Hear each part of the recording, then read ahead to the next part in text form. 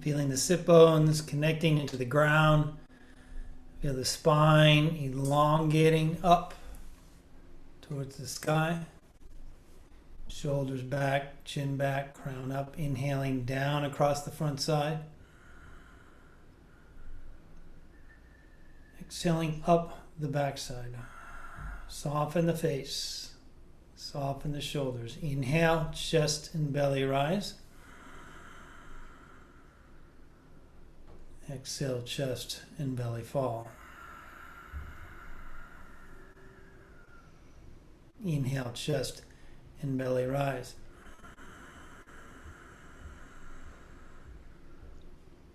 Exhale, chest and belly fall.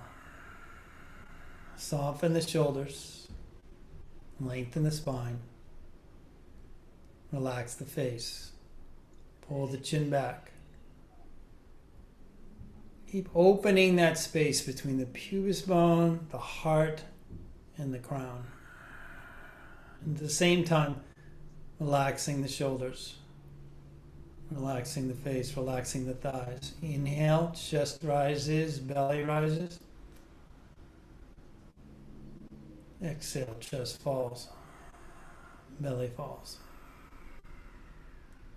Inhale, feel the energy coming down the front side, throat, chest, torso, belly, pelvis, base of the spine.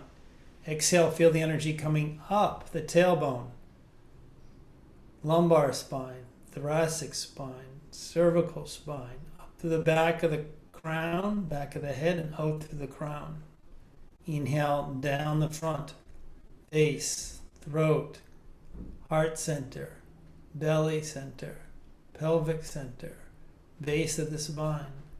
Exhale, up the spine, tailbone, lumbar, thoracic, cervical, back of the head, out through the crown. Inhale down the front. Exhale up the back. Keep softening and lengthening at the same time. So you're holding these two yin and yang energies. The yang energy holding you up, drawing you upward. The yin energy relaxing, drawing you downward. Inhaling, opening. Exhale, releasing. So we're playing with these polarities, within and without. And just stepping back into the witness, watching, observing, noticing, allowing. Keep elongating the spine, shoulders back and down. So again, playing with that energy, playing with that, holding ourselves up, opening ourselves up, and then releasing, letting go. Inhaling deeply. Exhaling completely.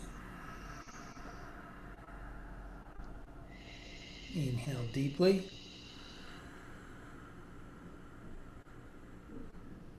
Exhale completely. Soften. Allow. Release. Inhale deeply. Exhale completely. Maybe engaging a little ujjayi, a little constriction at the back of the throat. Begin to feel the breath and hear the breath as it moves by the back of the throat, further drawing our attention and our awareness inward. Softening the face, softening the shoulders, lengthening the spine. Let spaciousness start to build. The boundaries between the inside and the outside start to soften a little bit. Start to feel ourselves moving in a spacious energy field.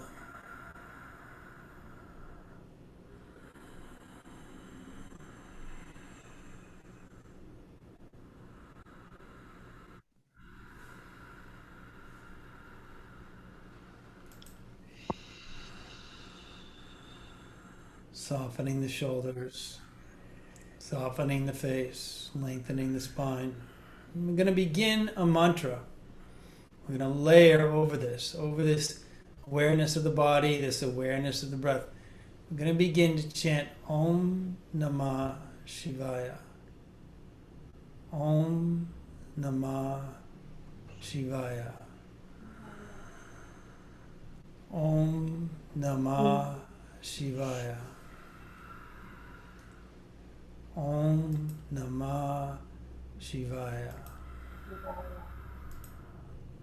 Om Namah Shivaya. Om Namah Shivaya. Om Namah Shivaya. Om Namah Shivaya. Om Namah Shivaya.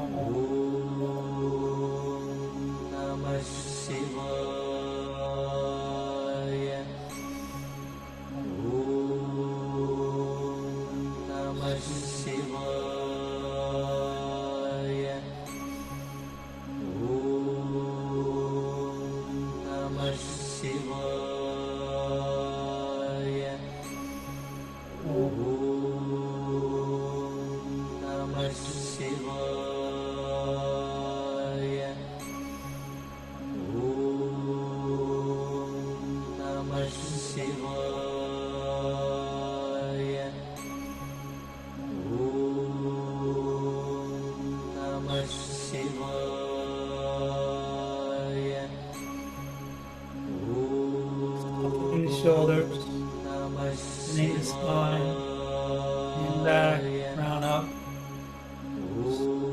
chanting along with the mantra, breathing.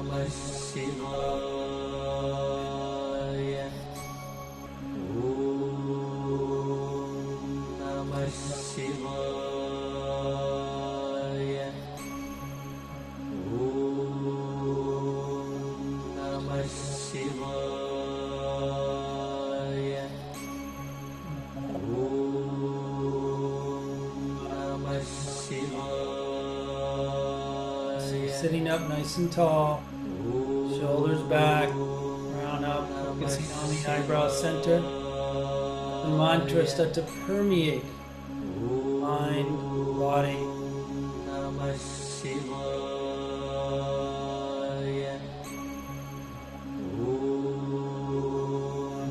Namah Shivaya.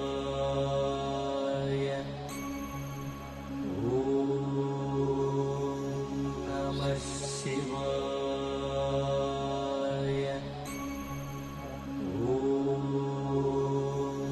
Namah Shivaya.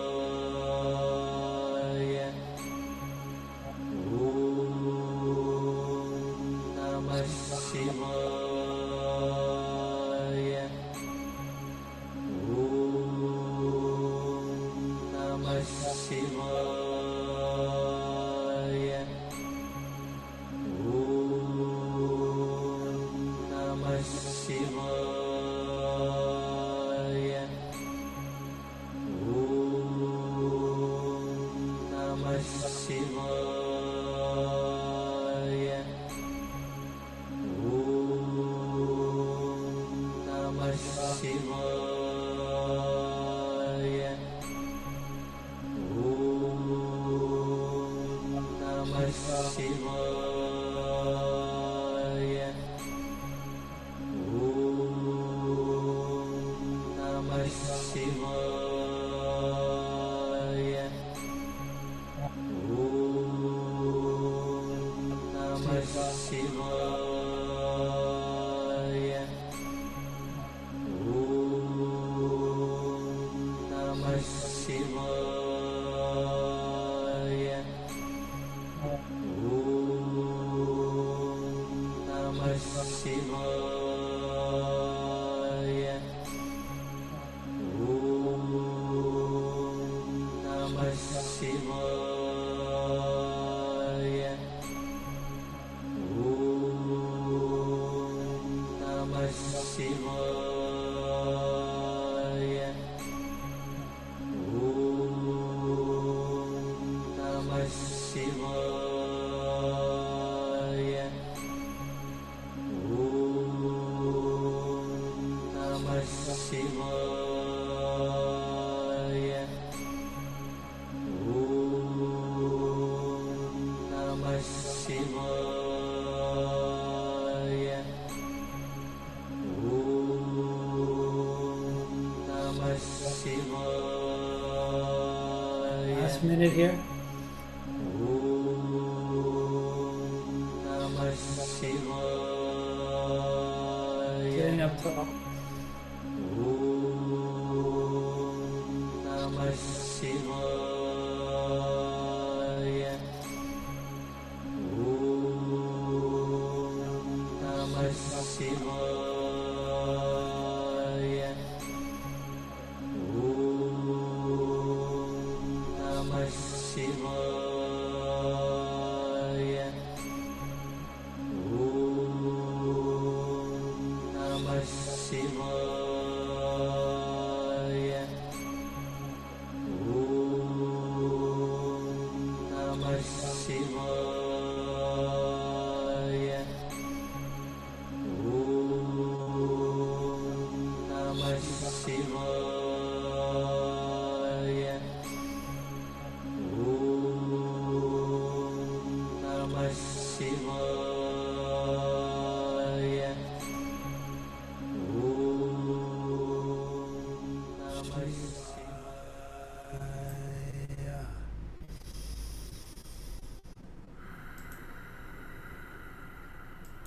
Just breathing deeply, softly, letting the sound of the mantra just flow through you. Om Namah Shivaya. Om Namah Shivaya. I bow to Shiva. I surrender to Lord Shiva. I surrender to the truth. I surrender to that which is. Lead me from the darkness to the light. Lead me from the time-bound state of awareness to the eternal state of being.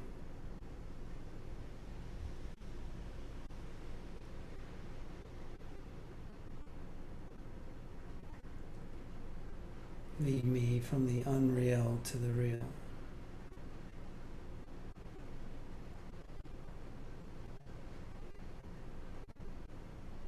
I'm taking a deep inhale breath. Hold, suspend the breath, chin lock, root lock, pull up. Exhale. Inhale, bring the arms up overhead. Hold the breath and shake the arms out. Shake the head. Shake the whole body. Exhale, release. Slowly release the arms down. And slowly begin to open the eyes. And start to take our present state in. So, Hello, everyone. Good to see everybody.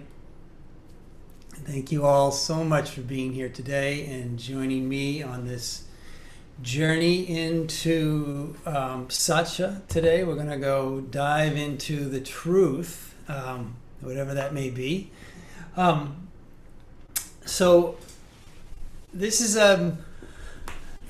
one of the most, I find one of the most challenging parts of the practice, is this kind of inquiry into the truth. This is what Gandhi committed his whole life to, and was this seeking and living from the truth. And as an example, you can see how powerful a journey that can be, how you can actually change the world by this pursuit. But it's not an easy one, and this is why there are so many analogies to the warrior in yoga. You would think, like in the yoga world, we would be practicing again. The loving kindness is the first lesson that we talk about, and it is essential to our journey. We can't get free, we can't get enlightened without ahimsa. But it's Satya is the sword, or it's the hammer, it's the tool that we use to actually grow, right? So we have ahimsa, the basis, the foundation of loving kindness and nonviolence as our foundation. But we still want to build the house, right? We want to go somewhere, and it is Satya that really takes us there. And then we're gonna add on a little layers of the yamas and the niyamas as we go from these two, which are the real core of the whole yoga spiritual practice. And then there's one more, there's sort of a capstone at the very end, which we'll talk about, which kind of overlays the whole thing. And so these three, ahimsa, Satya, and then Ishvara Pranidhana, which translated as surrendering to the divine, become sort of like three points of the stool, right? They sort of hold the whole practice together. And really everything we do in yoga is going to fit on top of that stool, is going to fit on those three pillars that sort of keep the whole thing in balance. But to begin with, we're going to go back to where we are right now, which is, okay, so we've spent quite a bit of time diving into ahimsa, and I think we all can pretty much agree that it's super essential, and we like it. And it's like, okay, yeah, the more the merrier on ahimsa. Let's see how much we can practice that, and how much we can share that, and how much we can get others to practice it, right? And we know the world will be a better place if we practice more ahimsa. So there's usually very little argument with that. Satya, on the other hand, is trickier, and it's more it's a little more elusive, a little harder to get our heads around, and it's literally confrontational. So it literally confronts us with how delusionary we really are, and how much time we spend in that delusion. And so it's something that we don't tend to want to really look at too carefully. I mean, we have our norms and our beliefs, and most of us are pretty content with our norms and our beliefs. Even when our norms and beliefs don't take us to very good places, we're still like, well, they're my norms and beliefs, and so I'm going to stick with them, and we have lots of examples of that in society, where people get a set of norms and beliefs, and once they get them, they're almost impossible to change. And people would rather suffer than change them, and we're all like that to some extent. So this commitment to the truth is the vehicle that's actually going to get us to freedom. We need to have ahimsa, but without the Satya, we're still kind of, just as I said this morning, we're sort of we're sitting in our little dog cage, right? So we're in our little dog cage with our fluffy cushion and our water bottle, and the food's being given to us and all that sort of stuff, and we're pretty content in there, right? But we're still in the cage, right? We're probably not even aware of it, right? Most dogs like the cage, right? They like it. It's a comforting place, right? But they're still in a cage. And so the question is, do we want to start to realize that there's a whole nother world out there, and it requires venturing away from those comforts, those material comforts. And this is why ahimsa, what we're doing with ahimsa is actually developing the internal ability, the self-soothing ability, the deeper okayness that doesn't rely on the external affirmation, doesn't rely on the fuzzy cushion and the water bottle and the food coming and all that sort of stuff. It comes from within, because then from that place we can start to really see what's real, what is true. Lead me from the darkness to the light. Lead me from the unreal to the real. All right. So that's the reason we start off with Shiva today. Is Shiva is a sort of a call to commitment. It's a call to Lord Shiva, one of the many deities of the Hindu tradition, but one of the primary ones, obviously. And Shiva is the creator and the destroyer. So when we chant to Shiva, we're saying, take away that which isn't real, right? So I want to move towards expansion. I want to move towards freedom. I want to move towards all-knowing and enlightenment. But in order to do that, I need to destroy that which isn't real. There's this thing about creation, right? When we're going to create something, something gets destroyed, right? So if we're going to bake a cake, right? What's that? You got to break a few eggs, right, to bake a cake, right? So that's sort of this process when we start chanting to Shiva, praying to Shiva in whatever ways. We're basically saying, I'm willing to break some eggs. I'm willing to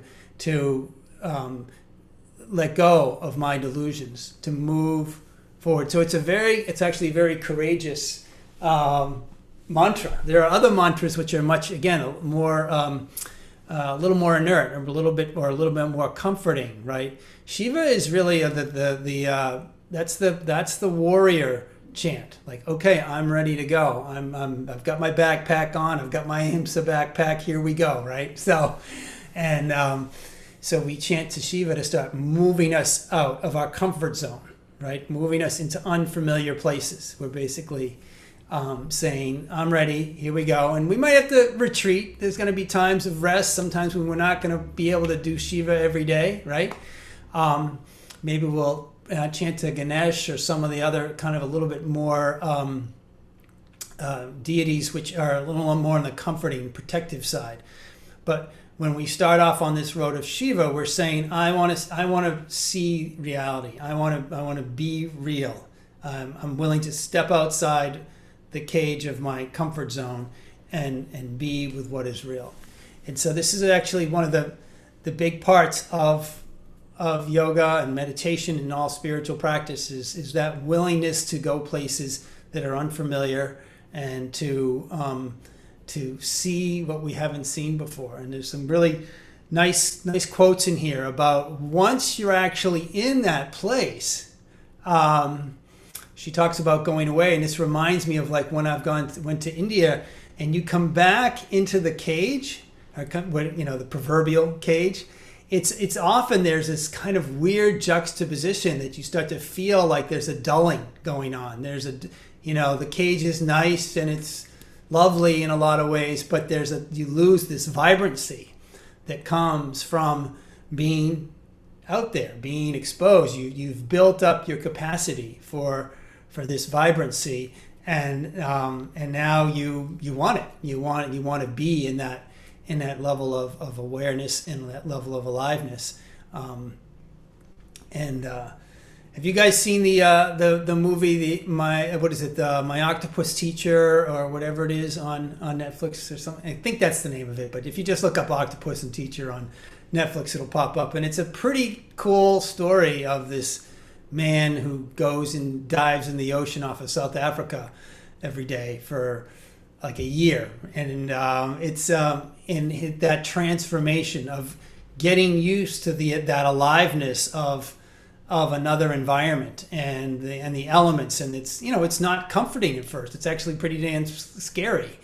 But as you overcome that fear and acclimate to this new environment, he starts to see the world through a completely different lens, and it's quite extraordinary, really. And so that's the journey that's the warrior, the spiritual warrior journey is moving outside of our comfort zone, seeing what is possible, seeing what is available out there beyond what we're used to. And so I think we can, with that, sort of just start to dive in a little bit into the work here of Deborah Adele in her book, The Yamas and the Niyamas, the second of the sutras, and then we will, or second of the yamas anyways, and then we'll open it up a little bit to what people think about the truth, and also sort of how we use it, right? We have to be mindful of how we apply the truth in our lives, and just in terms of the consequences. And this is where ahimsa comes back in, is how do we sort of, once we sort of see something is a little more real than it was before, how do we integrate that? And that's where the kindness and nonviolence can be very helpful. I'm just going to read this same quote that I read earlier today, and then we'll move on to some more here. The jewel of Satya, or truthfulness, isn't safe, but it is good. Truth has the power to right wrongs and end sorrows. It is fierce in its demands and magnanimous in its offerings. It invites us to places we rarely frequent and where we seldom know what the outcome will be. If we don't approach truth with our knees knocking, we haven't really understood the profoundness of its guidance. We may think that truth means simply not fibbing to our mom when she asks if we ate the forbidden cookie. But truth demands integrity to life and to our own self that is considerably more than simply not telling a lie. And so I think that's a really good introduction. And this is why I think I've mentioned before why most people don't do the deeper spiritual practices, right? We go to most things for comfort, right? We come to yoga for many ways, for, as I said before, for exercise and relaxation. That's what most of us are doing. And most people, when we actually go to most religious services, okay, and I'm not trying to disparage any religion, because there's a spiritual aspect to every great religion, every good religion out there. There is a true spiritual aspect. But a lot of it is the fitting in and the comfort. I am part of the community. I am being kind of comforted by being part of the community. And I'm getting a doctrine that becomes familiar and comforting. And that's not necessarily taking us to a more expanded, enlightened place. It can, if we use it properly. Again, every great religion has its spiritual underpinnings, but it can often get caught up in the organizational desire for consistency, or for even to perpetuate, right? And so this just makes us look at, when we're really going to dive into the truth. I love that line. We should approach truth with our knees knocking, and it's kind of that same familiarity, like most of, if we've ever had, where we're going to go do something new, or something that's a little scary, or something like we're going into therapy or something like that, where we're going to start confronting those limitations of what we know about ourselves, or maybe we're afraid to see ourselves in a certain way. This is, again, where those analogies of the warrior, the spiritual warrior, come in. It's like, yeah, it's supposed to be scary. It's supposed to be unknown. When I first went to India, I was really scared. I was like, oh my God, what am I getting myself into? I mean, on an intellectual level, I was interested and really wanted to go. But as you're actually in with the masses and everything, it's like, whoa, what have I gotten myself into here, you know? But as you keep swimming, just like this analogy of this guy in the Netflix thing, swimming in that ocean, you become more adept, you become acclimated, you start to grow, you expand, things start to change in ways which become enlightening, literally enlightening. You're expanding your awareness of what is possible. And this is through this practice of commitment to truth, commitment to what is. I am, rather than what I want it to be or what I think it's supposed to be, I'm committed to what is. And we let that sort of take us where we're not meant to go.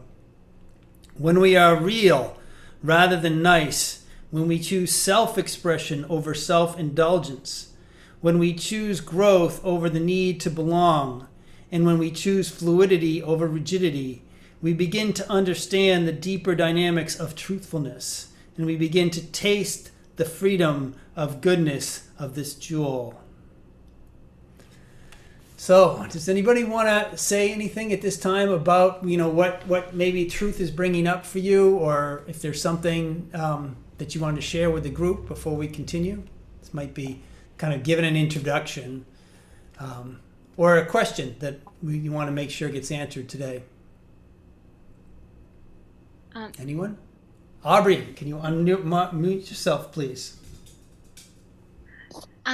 I think sometimes the truths that are like harder to reckon with or to face are ones that kind of either disrupt a story that you've told yourself about who you are or what your life means to you, and that you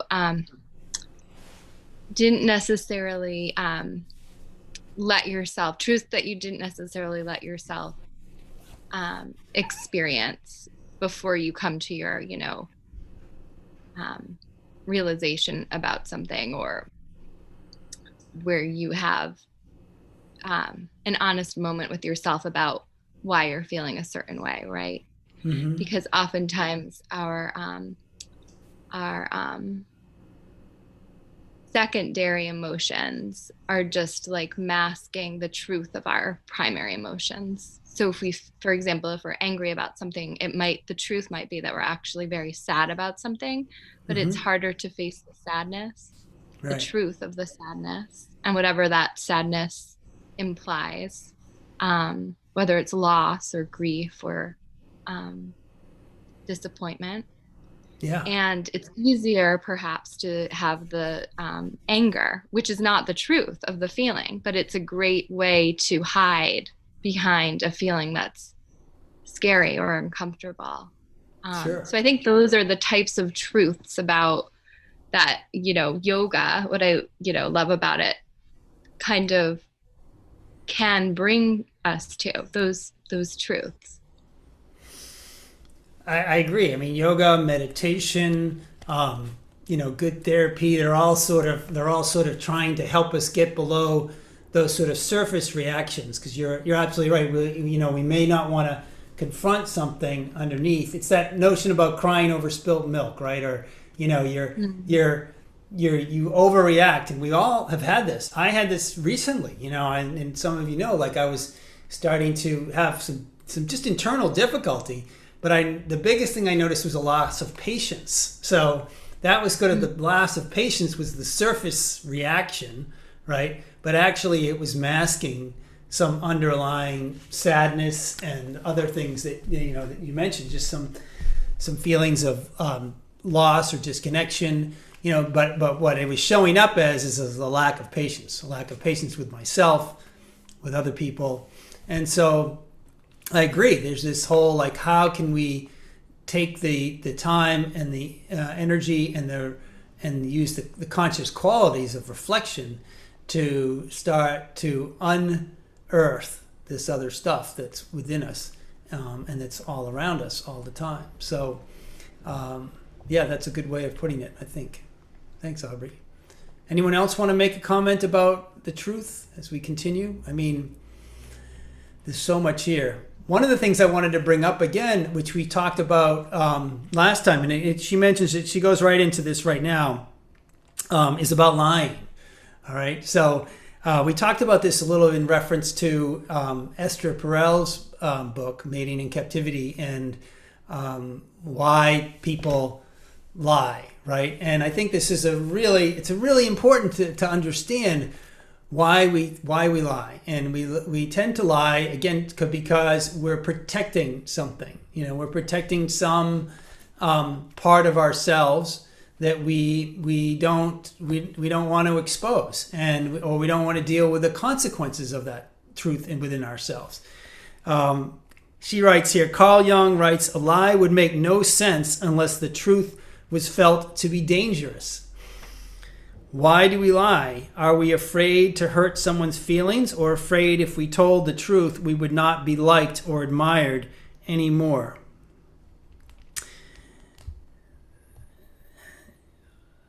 And then there's the whole topic of nice. I once heard Yogi Ashala say that you have to watch out for nice people. Being a nice person myself, I was at first offended and then confused. So I took this statement to heart and began pondering its truth. I began to see the distortion that sits between nice and real.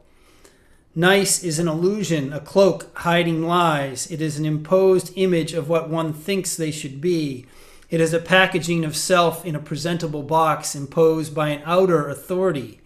People who are nice hold truth inside until they reach a breaking point, and then they become dangerously inappropriate. I know because I used to be such a person. I love that honesty in her, right? I mean, that kind of confession that she's making, that we are trained to be nice, right? And so and nice to a certain extent is important. I mean, societal life requires a certain amount of civility, right? If we're not civil with each other, society starts to break down, and so there's a certain amount of that's required. And she talks about this. We've talked about this, about the fitting in norm is not just for us individually, right? So that we can fit in and get along and get the benefits of societal belonging. It's also for society itself, which if everybody was just totally selfish all the time, the whole system starts to fall apart. So, there's a lot riding on how do we integrate our authenticity, both individually and collectively. And so it's real comes from the center of our unique essence and speaks to the moment from that center. Real has a boldness to it, an essence, a spontaneity. Real asks us to live from a place where there is nothing to defend and nothing to manage. It is a contract with the moment that is not superimposed or pre-packaged. Real is something we might not always like in another, but we come to know there will be no surprises. Real, though not always pleasant, is trustworthy. I really like that. Real is trustworthy. Like, you're getting what you see. You're not feeling manipulated or seduced in some way. This is it. These are the cards that you're getting. What is driving you to distort yourself or silence yourself or say yes when you mean no? Or as Carl Jung would ask us, what is so dangerous in the moment about the truth that you are choosing to lie?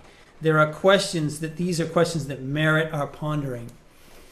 So I wanted to say about this, I also want to kind of be a little bit of not an advocate, but be compassionate with lying. I brought up these analogies or these examples when we were talking about the last book, and to just think for a moment about the abolitionists or the suffragettes or the civil rights movement people or the gay rights movement people, all these really important things that we, to some extent, obviously there's a lot of it's being questioned right now, but to some extent we take as self-evident that yes, we should have the right to vote. Yes, we shouldn't have slavery. Yes, we should have equal gender rights. All those sort of things. Most of us particularly in this group, I think would agree with all that.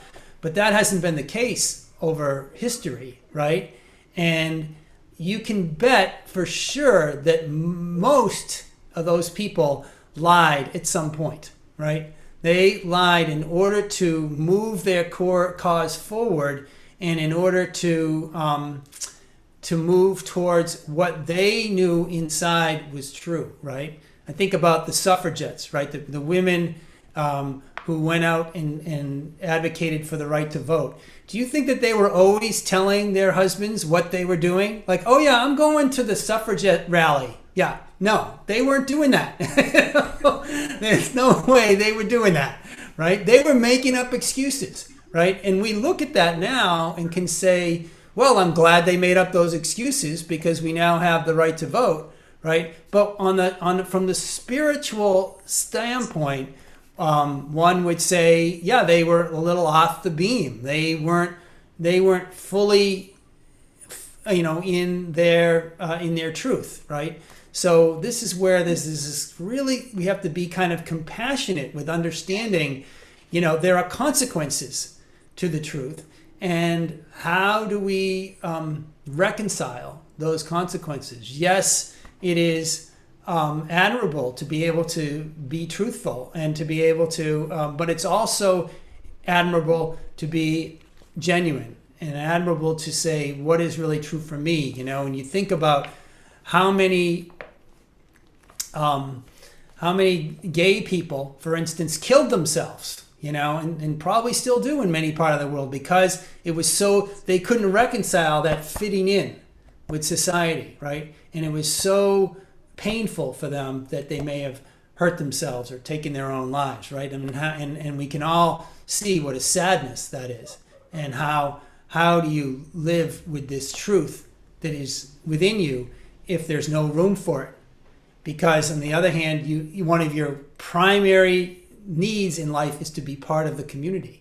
We know this at a very young age. We know our vulnerability, and so part of our desire to connect with each other is out of survival, right? So if we can't connect to people in a meaningful way, then we die. And it's at what level where this goes on at kind of each level. We want to be seen, we want to be affirmed, right? And this is where ahimsa keeps coming back.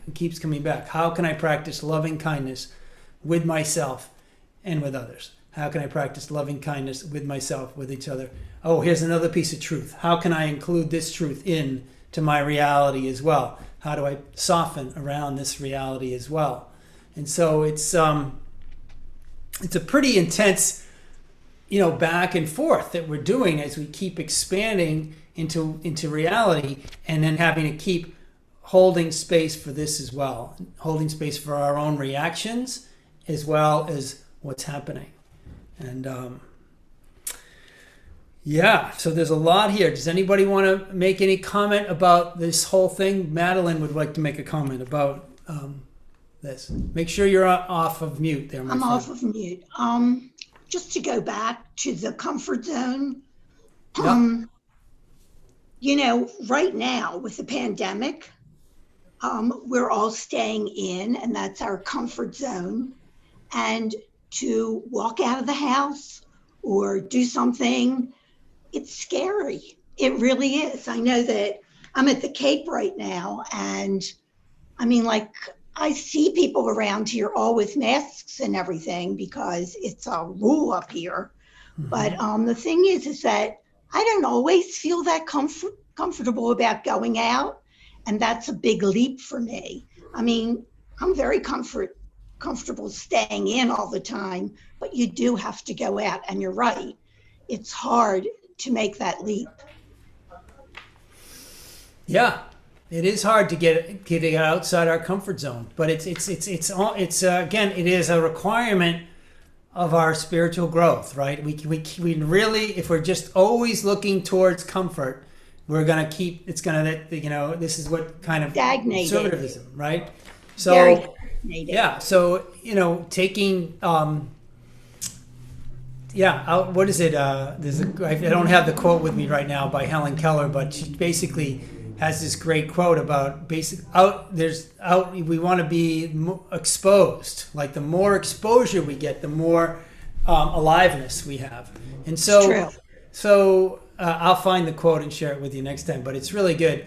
And it's like there's this balance. Yes, we need to feel safe, right? But if we only feel safe in our little cage, then where are we, right? So it's like, how can we bring this feeling of safety outside, and how do we, expand? And if we don't, we get extremely, you were talking about extremely frustrated, and then we get angry. Right. We get angry. We start to get angry and impatient, and and lashing out in some way or another. Yeah. I'm there. Yeah. It's hard. It's so hard. I'm going to read a little bit more here. It's just because it kind of plays into this. The groups we belong to are many. Our country, our culture, our gender, our class, our age group, our race, our religion, our family of origin, our community, our workplace, and the various organizations that we are members of. All these groups have rules and belief systems, some written, some silently understood, that must be followed for us to be a part of the group. These rules and belief systems are necessary. They are what shape the group and give the group its identity. As long as these rules don't conflict with our inner longing to grow more and more into the full self, there is no problem. However, when a conflict arises between the need to belong and the need to grow, we have to make a choice. We must either sacrifice a part of ourselves to maintain our belonging, or we must risk the approval and support of the group by growing. So that's a really well-written paragraph right there, that basically shows us the quandary that we're in. And how do we manage that quandary? Yes, we want to belong, but also we want to keep growing and we want to keep experiencing new things. And so a lot of this work has to be done sort of internally as to how we reconcile these differences, because we don't, as I said this morning, a commitment to Satya is kind of like walking outside in the sun naked, right? So I'm going to walk outside in the sun naked. Now, most of us, if we kind of picture that, right, we'll have two reactions. One is absolute terror. Like, why would I want to do that, right? Like, I'm not going to go outside naked in the sun. But there's a part, that's probably the first reaction that most of us have, right? And that's that fitting in reaction, right? The other reaction, which if you're really honest is there too, like, that sounds awesome. That sounds amazing. I would love to stand outside in the sun naked. That sounds great. Like that kind of level of exposure to the divine, like, yeah, bring it on, And so this is the balancing act that we do between our feelings of embarrassment, right? Embarrassment is all a cultural phenomena, right? We get embarrassed because we're not fitting in some way, right? I remember when I was a little kid, my mom saying, I probably actually wasn't that little, my mom saying, stop that, you're embarrassing me, right? And I looked at her and I said, I'm not embarrassing you, I'm embarrassing myself. And this is that whole quandary of she's identifying as my mom and her place in society, and if I'm misbehaving, it's a reflection on her. And she can't, if I'm acting obnoxious, it's not just me, it reflects badly on her. You see how we get whole caught up in this whole thing, and then it keeps us from the self-expression, which whatever self-expression of obnoxiousness was there, again, it's like, how do we travel this course? And the question is to just recognize that it's there, and to be able to sit and say, am I, like for instance, if I want to stand out naked in the sun, right? Do I really need to do it in a public place? Probably not. What's that about? Maybe I do. Maybe I'm trying to make some statement to the world that we should all stand around naked in the sun, but maybe I can just do it in the privacy of my backyard, I don't, and still get most of what I want. So it's recognizing that there's this truth in me that wants to stand naked in the sun, and that's okay. There's nothing wrong with that desire. There's actually a lot good about it, because what I'm really wanting to do there in a way is connect deeply to that elemental energy of the sun. The sun is divine. I'm divine. I want to connect with the sun in full exposure. I want to be naked with the sun, right? That's beautiful. That's amazing, right?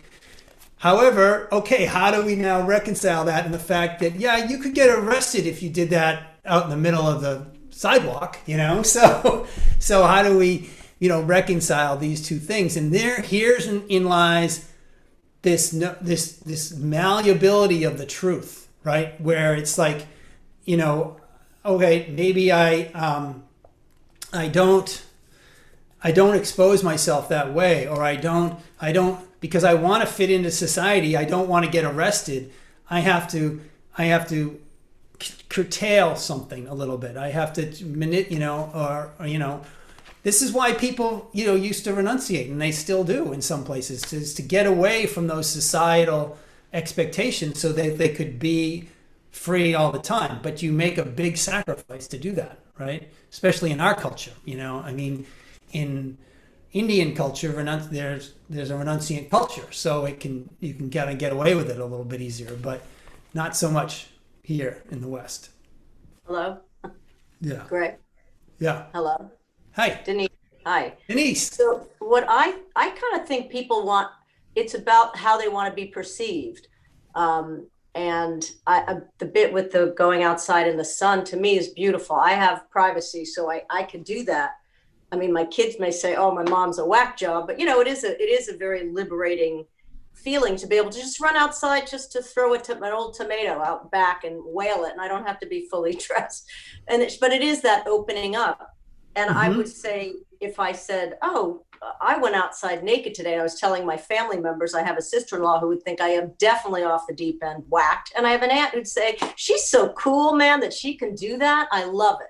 So people, I understand, as we talked about the truth, I think 2 weeks ago, the truth is a very scary place for people to delve into. And I find that they want, I don't want to show that side of me. So if I dance around and show this side of me, it's not the truth, but it's going to make me look better than reality.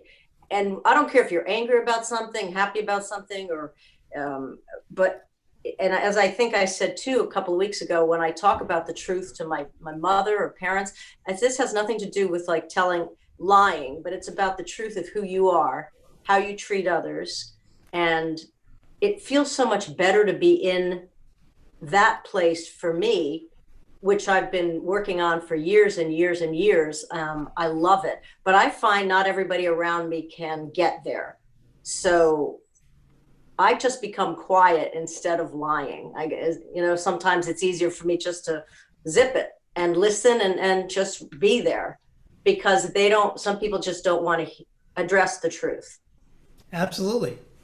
I would say most people, even all of us at some point, have a kind of a shutdown place where it's because it becomes uncomfortable, and so it's like we start to shut down, and we'll even vilify. Like, as you said, your kids might tease you, or somebody else might say you're crazy. In a way, what that's doing is putting a little bit of pressure on you to conform, right? And there's so many examples in history of people who were incredibly creative. Most artists are really pretty out there on the socialization, in terms of being well socialized. Their creativity is so abundant. Well, there's Young stuff, and she mentions Young quick, it has to do with the shadow, right? There has to be a balancing effect to that. And so many people who are really creative also have difficulty fitting in, meeting social norms, because the world that they're operating in is doesn't care about social norms. That's where the divine and the creative, those social norms are created so that groups can get along together.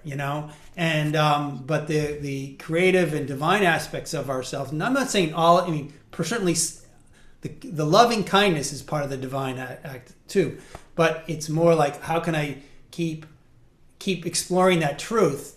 And as you said, a lot of times being quiet. I loved what you just said. That really resonated with me. How can we know this in myself? For instance, this desire to stand out in the sun naked, right? I don't actually ever have to do that. What I do have to do is acknowledge this deep desire for it, or this deep longing for it in some way, and so that I can feel it. I can manifest it, more in my imagination. I could stand in the sun clothed and imagine what it's like if I didn't have my clothes on, right? So it's not like you have to be acting on every thing of truth that comes down the pike, right? So you don't have to be confronting everyone with your truth, right? You just have to know what it is and be able to integrate it into who you are, And so this is how we try to walk that balance between our authentic self and our genuine self, and then how we interact and fit into society. And I say this, most of us, again, are very well integrated. We all brush our teeth, that kinds of stuff. And we don't have any argument with brushing our teeth, right? So most of us are very well integrated, but all of us have some darkness, some shadow, some stuff that we're not getting to because it doesn't fit in. So as people who are on a spiritual path of some sort, you're all here.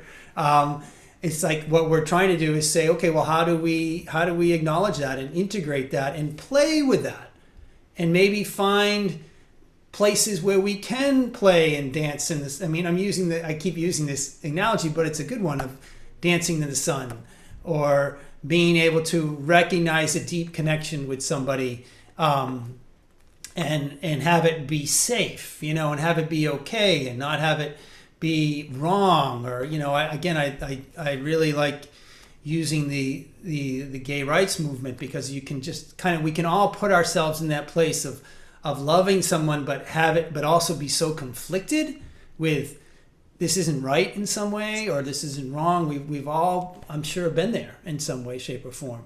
But the truth of the matter is, and we can look at the gay rights movement and say, yeah, of course these people love each other, right? And I'm speaking for all of us, but I'm really speaking for myself here, is that we can see how important love is. I mean, love is why we're here in so many reasons. And so the question is, what keeps us, or what blocks us from doing that? And it's almost always some kind of societal norm or expectation that's keeping us from our full expression of love and our divinity.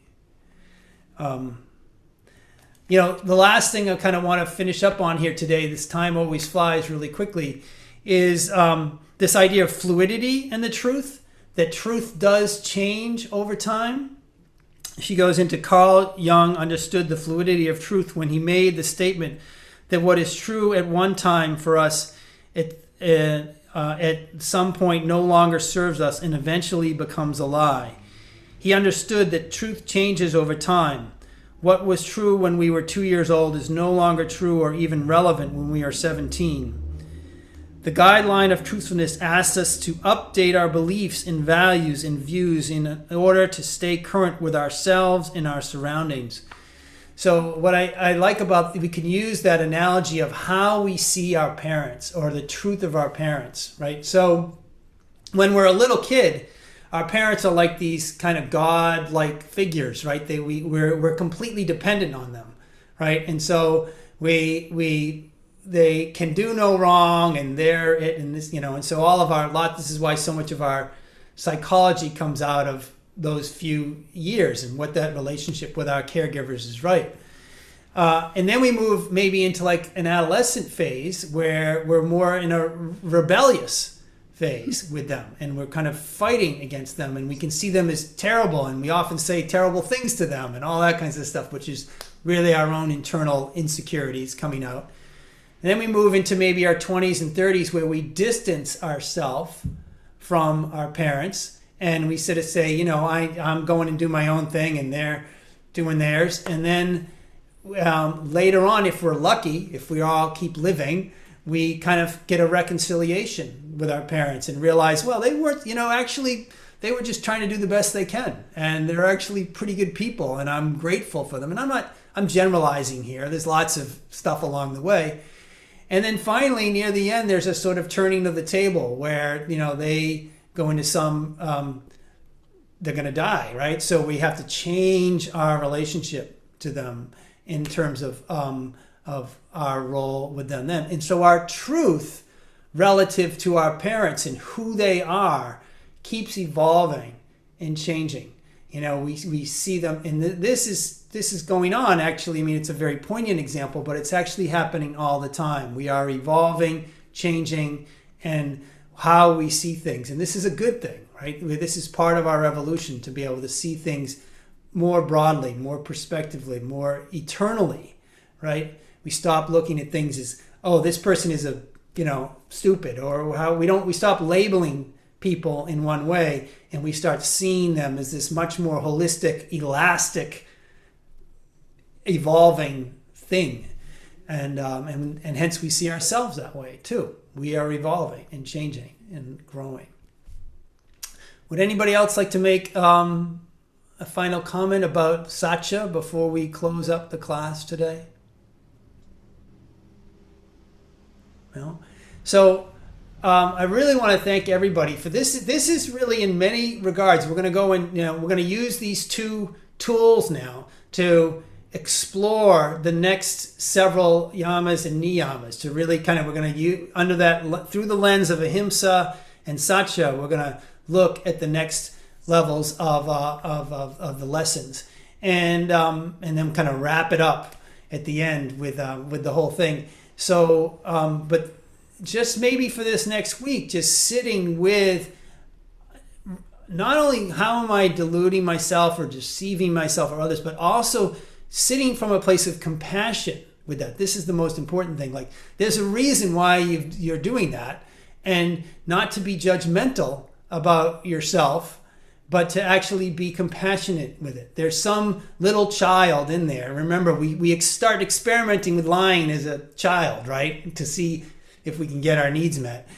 There's that little child in there that's wanting some deeper need that is true for you, and that's why we're using deceit as a way of trying to get there in some way, you know. And so just to kind of sit really softly with that juxtaposition of why we're not completely forthcoming with ourselves and with others sometimes, but to do so really from a place of kindness and a place of compassion, not from a place of judgment.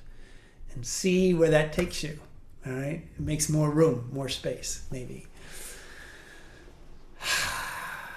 So just take a moment to land one more time before we go, feeling the sit bones into the ground.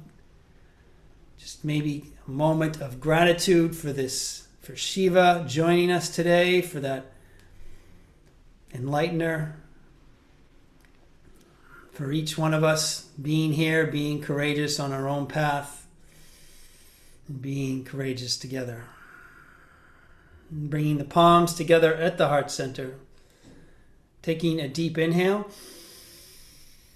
Exhale with a sigh. Inhale.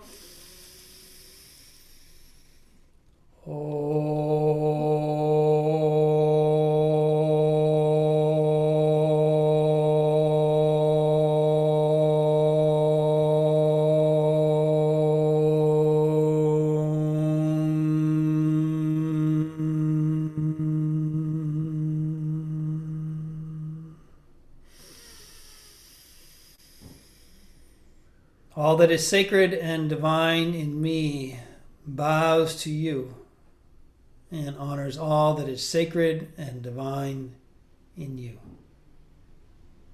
Namaste. Namaste.